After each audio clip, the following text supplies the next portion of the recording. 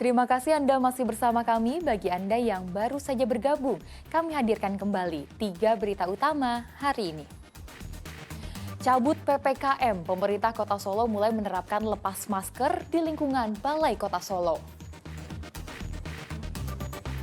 Pasokan berlimpah karena petani mulai panen, harga berbagai jenis sayur dan bawang merah di pasar tradisional di Boyolali anjlok. Banjir di Grobogan dan Kudus mulai mengganggu aktivitas para siswa. Kegiatan belajar tatap muka ditiadakan.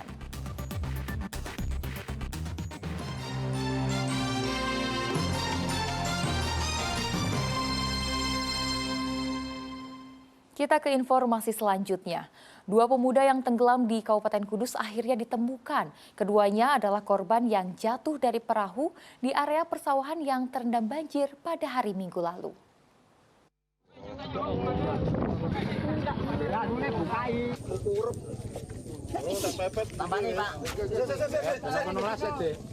Warga desa Bulung Cangkring, Kabupaten Kudus menemukan 2 warganya yang dilaporkan tenggelam di area persawahan.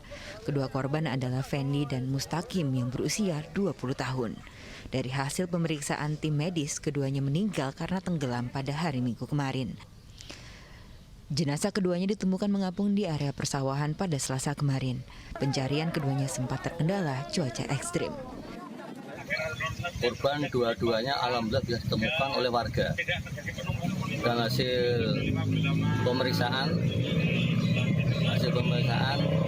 keterangan dari dokter Luis, ya, dokter Tegajorejo,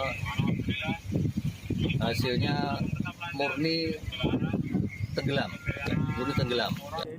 Diketahui 3 pemuda desa tenggelam setelah perahu yang mereka tumpangi terbalik di area persawahan yang terendam banjir pada Minggu sore. 1 orang berhasil diselamatkan, sementara 2 lainnya hilang dan baru ditemukan Selasa pagi. Arif Nur melaporkan dari Kabupaten Kudus.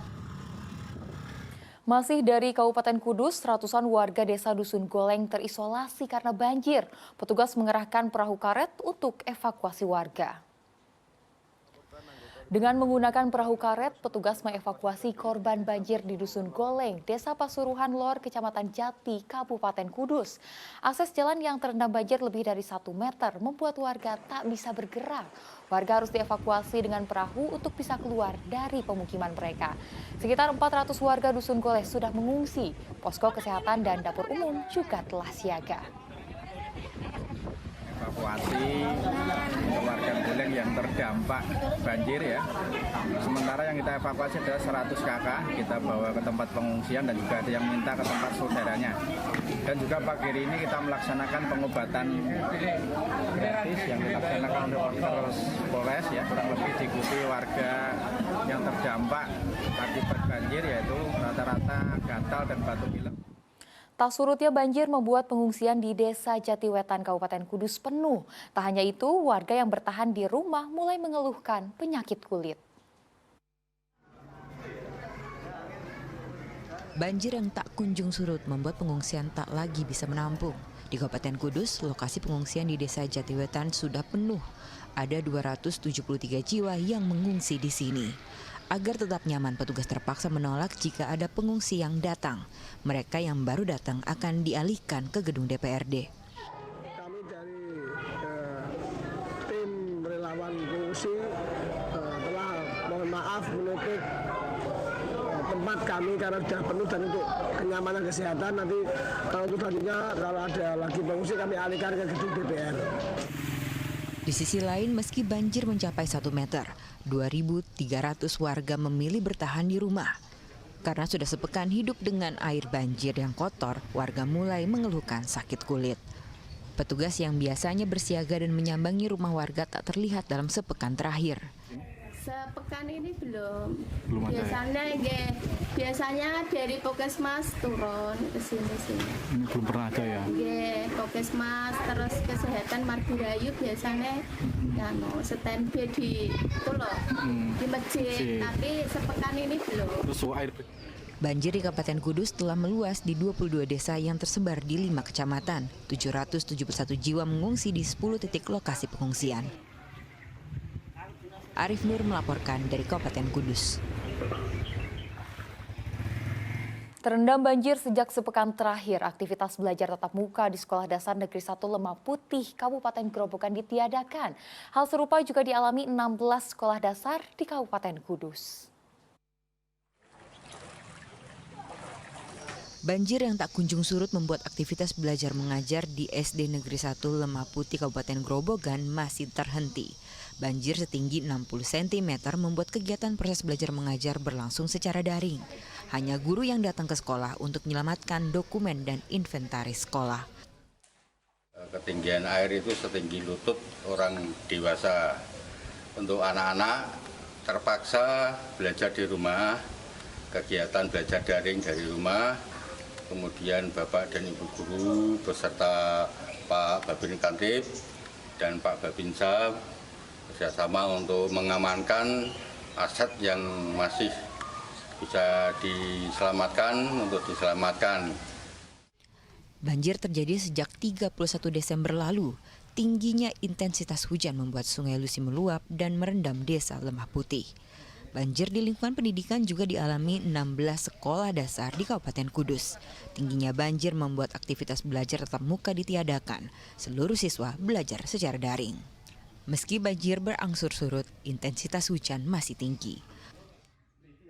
Ada 16 yang terdampak banjir di Kabupaten Kudus, di Kecamatan Jati, Kaliwungu, Undaan, Mejogo, sama Jekulo. Jadi untuk sementara diliburkan? Untuk anak-anak sementara tetap pembelajaran tapi kita lewat daring. 16 sekolah dasar yang terendam banjir tersebar di 15 kecamatan. Sudah 5 hari terakhir para siswa harus belajar daring. Sementara para guru tetap masuk ke sekolah untuk menyelamatkan dokumen penting agar tidak rusak terendam banjir. Arif Nur melaporkan dari Kabupaten Grobogan dan Kudus. Tak punya perahu untuk menyalurkan bantuan banjir, pengurus desa di Lemah Putih Kabupaten Grobogan memanfaatkan pelepah pisang. Minimnya fasilitas tak menyurutkan mereka menyalurkan bantuan banjir. Seperti inilah cara pengurus desa Lemah Putih Kecamatan Brati Kabupaten Grobogan dalam menyalurkan bantuan banjir ke warga. Mereka menggunakan pelepah pisang sebagai transportasi pembawa bantuan. Hampir 500 rumah di desa tergenang banjir. Warga memilih bertahan di rumah untuk menjaga harta bendanya. Hal ini membuat petugas harus membagikan bantuan dari rumah ke rumah. Permintaan bantuan perahu telah diajukan tetapi belum ada realisasi. Warga berharap banjir segera surut supaya aktivitas mereka kembali normal. Mudah-mudahan biar bisa bekerja kembali lagi semula. Ini rata-rata rumah semuanya rata-rata terdampak semuanya. Itu sementara adanya ya itu kayak depok-depok pisang buat transportasi. Kalau nggak ada itu ya susah. Nggak pinjam perahu atau gimana Pak? Ya nggak punya apa ya kayak hubungan di mana kemarin BPBD saya minta bantuan ya nggak turun. Bantuan apa Pak? Ya kayak perahu gitu. Pak, terus saat ini warga gimana Pak? Warga ya aktivitasnya semua gimana? terganggu. Belasan anjungan dan warung yang rusak akibat gelombang tinggi di pantai Pulau Kodok, Kota Tegal akhirnya direlokasi. Namun pemerintah daerah tidak memberi bantuan dana sehingga seluruh biaya ditanggung masing-masing pihak. Setelah 3 hari dihantam gelombang tinggi, anjungan dan warung di kawasan wisata Pantai Pulau Kodok, Kota Tegal akhirnya direlokasi. Lahan yang digunakan tak jauh dari bibir pantai, sekitar 120 meter sisi selatan Pantai Pulau Kodok. Lokasi ini dipilih untuk membangun semua anjungan dan warung yang tersapu ombak. Pengurukan area tambak dimulai. Bahkan beberapa di antaranya mulai mendirikan kerangka bangunan warung dan anjungan. Setiap pedagang mendapatkan jatah luas lahan yang sama, 4 meter kali 25 meter. Pengelola objek wisata Pantai Pulau Kodok mengatakan relokasi anjungan dan warung ini atas rekomendasi Dinas Pariwisata Kota Tegal. Namun, seluruh anggaran pemindahan ditanggung masing-masing pihak. Jadi semuanya harus nurut aturan dari Pokdarwis yang sudah kita sediakan lahan-lahan tersebut. Ukuran warungnya sama Pak ya? Ukuran warungnya sama, 4 meter semua. Kalau anggaran sendiri Pak dari mana Pak? Anggarannya ini anggaran pribadi Mas. Kalau dari Pemkot?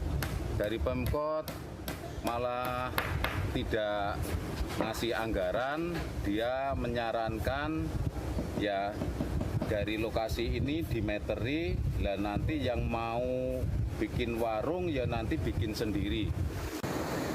Dalam sepekan terakhir sudah 3 kali kawasan objek wisata Pantai Pulau Kodok dihantam gelombang tinggi. Belasan anjungan rusak akibat peristiwa ini. Akibat peristiwa ini juga jumlah pengunjung ke tempat wisata pantai pun turun hingga 85%. Sugihartono melaporkan dari Kota Tegal.